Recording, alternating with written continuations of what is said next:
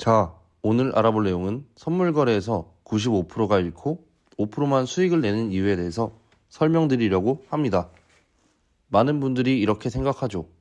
나는 트레이딩에 재능이 없어. 고수만 돈 버는 거 아니야? 근데 이게 아닙니다. 대부분은 실력이 부족해서가 아니라 시드를 굴리는 방식 자체가 수학적으로 틀려서 잃습니다. 즉, 첫 단추를 잘못 끼운 거죠. 이건 초보자라면 처음 들을 수도 있습니다. 왜냐하면 다들 매매 기법만 얘기하지 시드를 어떻게 베팅해야 우상향하는 구조가 되는지는 잘 안 다룹니다. 솔직히 사람들이 좋아할 자극적인 내용은 아니거든요. 근데 이게 진짜 핵심입니다. 이 방법을 아냐 모르냐 차이가 여러분의 수익을 결정지을 겁니다. 그럼 바로 알아보겠습니다. 첫 번째, 선물 계좌 비중은 25%만 사용한다. 먼저 가용 가능한 시드가 100만원이라고 가정해 보겠습니다. 이때 선물 계좌에서 25%인 25만원만 입금합니다. 왜냐? 선물은 레버리지를 사용하기에 원금 전체를 활용해 매매하면 한 번의 실수로 트레이딩이 끝나기 때문입니다. 선물 거래는 수익보다 생존이 먼저입니다. 리스크를 높여 극한의 수익을 추구하는 것이 아닌 리스크를 최대한 낮춰 적은 수익을 최대한 오래 가져가는 게 핵심입니다. 그래서 선물 비중을 제한해야 하는 것이죠.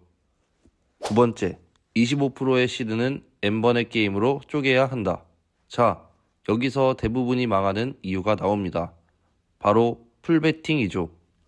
25만원을 넣고 그 시드로 풀베팅을 해버리는 사람이 너무 많습니다. 근데 그 순간부터 이건 트레이딩이 아니라 확률적으로 질 수밖에 없는 도박 구조가 됩니다. 왜냐면 선물 거래는 대수의 법칙이 크게 작용하기 때문입니다. 대수의 법칙은 쉽게 말해 베팅 횟수가 많아질수록 결과는 결국 확률대로 수렴한다라는 뜻입니다. 예를 들어 설명드려 볼게요. 10% 손절, 20% 익절이 가능한 1대2 손익비와 승률 50%짜리 셋업으로 10번을 매매한다면 결과는 어떻게 될까요? 승률이 50%니까 10번 중 5번은 익절, 5번은 손절이 나겠죠. 그럼 계산은 이렇게 됩니다. 20% 5번 익절은 100%이고 10% 5번 손절은 마이너스 50%이죠. 그럼 결과적으로 100%에서 50%를 빼면 총 50%가 되니 10번 매매 후 50%의 수익률이 발생하게 되죠. 만약 위 구조대로 손절 7번, 익절 3번이면 어떻게 될까요? 승률이 30%이니 이익은 60%, 손실은 마이너스 70%로 결과적으로 마이너스 10%가 됩니다. 이게 바로 대수의 법칙이 적용되는 핵심이죠. 매매 횟수가 많아질수록 결국 손익비 구조가 계좌를 우상향시키는 겁니다. 근데 여기서 중요한 전제가 하나 있습니다. 이 구조가 성립되려면 반드시 매번 같은 조건으로 매매를 해야 합니다. 즉, 매번 같은 손절폭, 매번 같은 익절폭, 매번 같은 베팅 사이즈. 이게 지켜져야 승률이 확률대로 수렴하고 수익이 운이 아니라 구조로 쌓이게 됩니다. 하지만 대부분은 한 번 이기면 욕심내서 사이즈를 키우고 한 번 지면 감정적으로 레버리지를 올려버리고 손절을 미루면서 청산이 발생하게 되죠. 그래서 결론은 이겁니다. 25%의 시드는 한 방이 아니라 N번의 게임을 위한 탄약으로 활용하자. 그리고 대수의 법칙의 구조를 파악하고 확률적 우위를 선점하라. 다음 목차에서는 N번의 게임을 유지하게 해주는 핵심 규칙을 알아보겠습니다. 세 번째, 1회 매매 리스크는 계좌의 1%로 고정한다. 이제부터가 진짜 핵심입니다. 계좌를 살리는 사람들은 공통점이 하나 있습니다. 바로 손실을 고정하는 것이죠.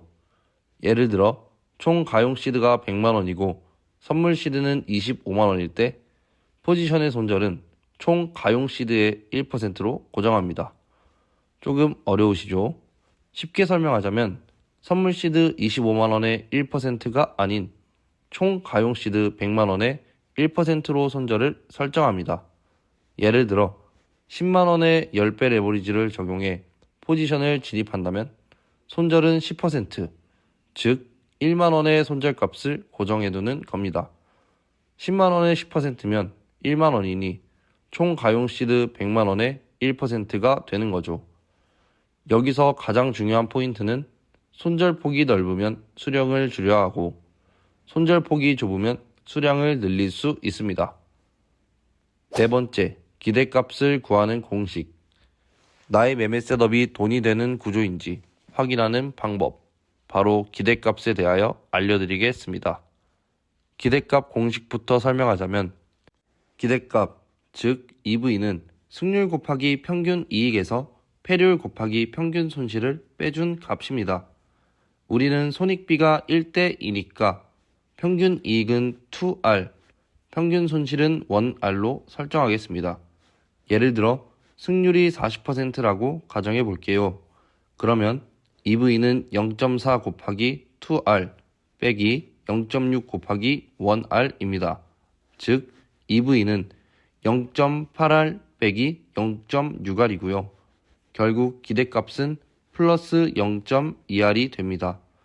승률이 40%여도 0.2R만큼의 이익을 볼 수 있다는 뜻이죠. 선물은 천재만 돈 버는 시장이 아닙니다. 확률이 아니라 구조를 만드는 사람이 이기는 시장이죠. 다섯 번째, 청산을 막는 규칙 3가지. 청산을 당하는 건 대부분 한 번의 매매보다는 연패로 인한 무리한 복구 심리가 뇌동매매로 이어져 버리기 때문입니다. 그래서 청산을 막는 가장 중요한 규칙 3가지를 알려드리겠습니다.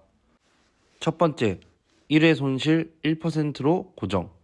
이렇게 손실값을 설정해둔다면 몇 번을 져도 살아있을 수 있죠. 두 번째, 하루 손절 3번이면 매매 종료. 3번 손절이면 복구 심리가 차오를 수 있으니 그날은 매매를 쉬고 복귀하는 시간만 갖기를 바랍니다. 세 번째, 하루 목표 수익을 정해놔라. 목표 수익률은 보수적으로 잡는 걸 추천하고 어느 정도 수익을 봤으면 자리에서 일어나야 합니다. 욕심부리다가 다시 뺏겨버리는 게 선물거래이기 때문이죠. 이 3개만 지켜도 청산이라는 단어는 여러분의 트레이딩에서 사라질 것입니다. 마지막으로 오늘 영상을 요약하고 마치겠습니다.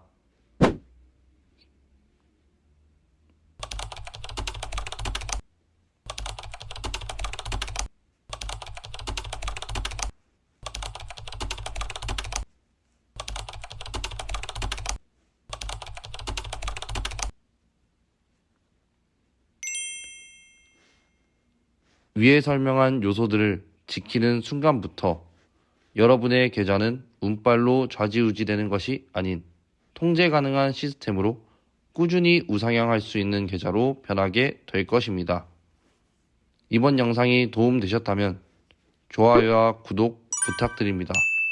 시청해주셔서 감사합니다.